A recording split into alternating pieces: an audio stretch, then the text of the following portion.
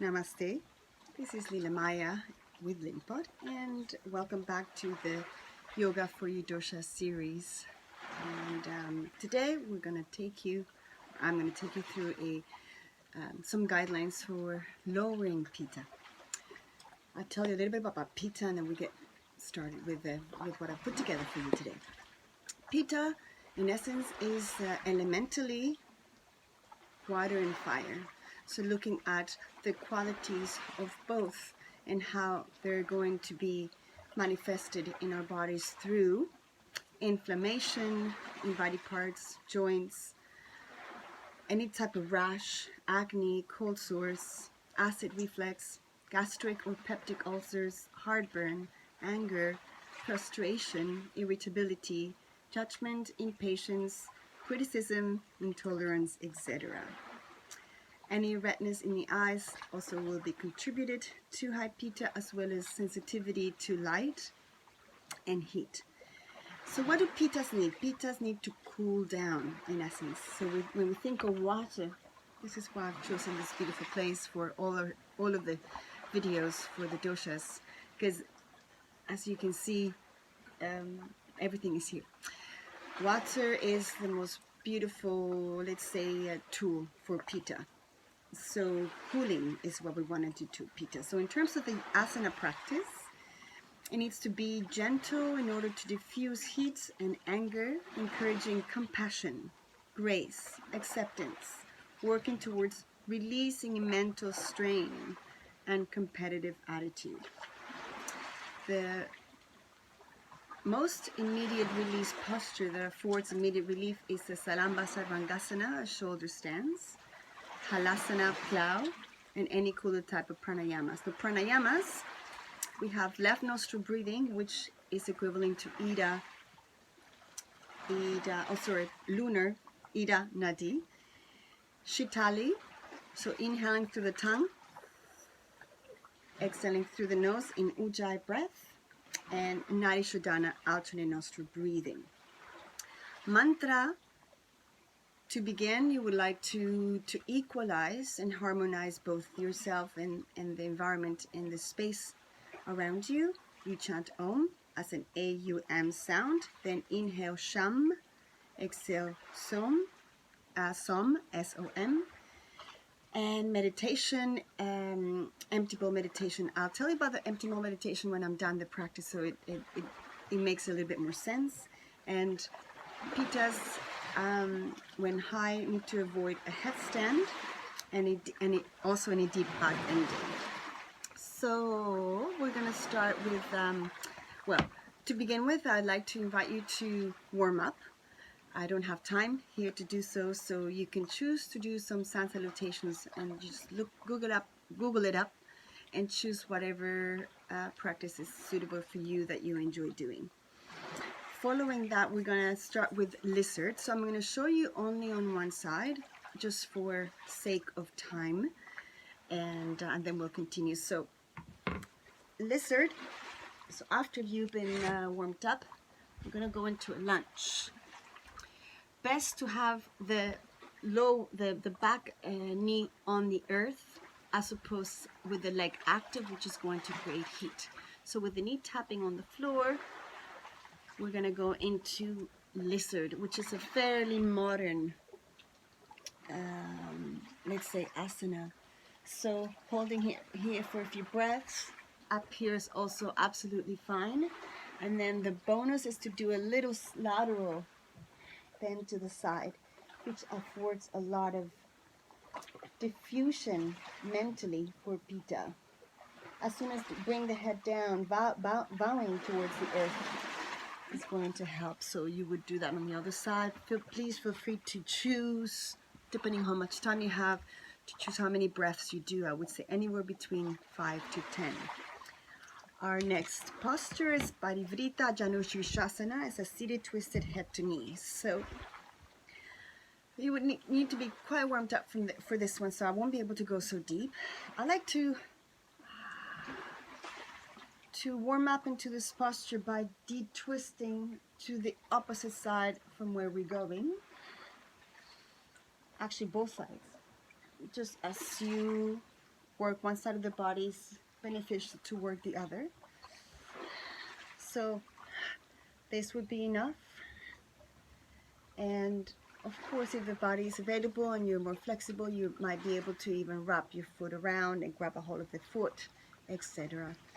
But twists are also incredibly good for Pitta as they detoxify the liver.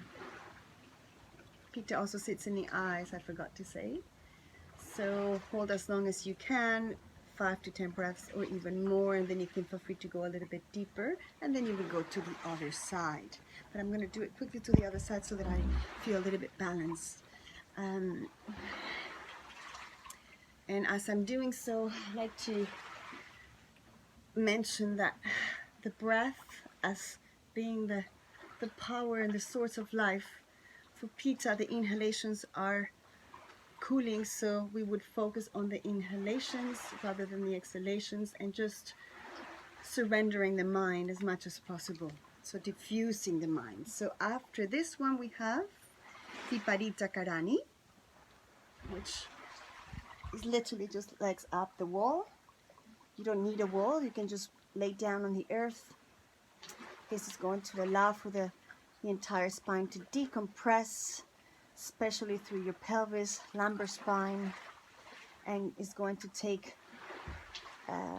both pressure and blood away from the feet, and they will get dissolved and brought into the pelvis, into the earth, and distributed along the spine.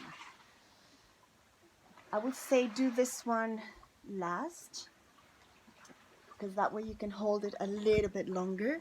If you were to choose two postures, I would say do a shoulder stance, which I won't get to do it right now, and then a Viparita Karani. And the next one is Marichiyasana 3. So this is a seated twist in reverence to the sage mariachi. So it would look something like this.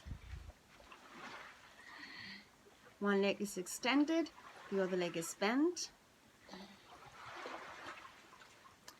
And then you literally bring the opposite arm across, support it with the back arm, so the scene of a second spine.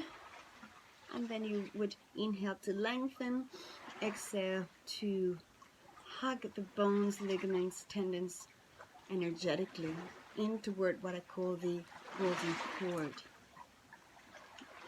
And then you would do the same thing on the other side, except for me it's very difficult. Diffusing, diffusing, diffusing, and dissolving. Laya, which is a beautiful word in Sanskrit. The last one is Supta Matsyendrasana. It's a supine twist. So I'm showing you the postures that are, I would say, secondary to the most important ones that you would do immediately to start your practice, which again is shoulder stance, halasana. So you can even start your practice with a shoulder stance, or even just do that. This posture here, what I'm doing, I can already feel the benefits. I'm literally dissolving into the water, and then you do the other side. And just keep it in mind that every day is different. Some days you're going to be able to do more than others. But it's the mind. Where's the mind at? And that leads me to talking about the meditation that is the best for Pitta. So the mind is not designed to be tamed. It's designed to basically just do what it does, the drunken monkey jumping from one thought to another. So it is, the practice of meditation is to witness, to become the observer. And so for the Pitta meditation, best to do what is called the open bowl meditation. So you ground, you settle, you sit, you become aware of the breath, eyes closed. Then you start to tune into the sensitivity and the connection and the feeling of the air, breath going inside and outside the nostrils. So you just stay and just feel and connect, synthesize.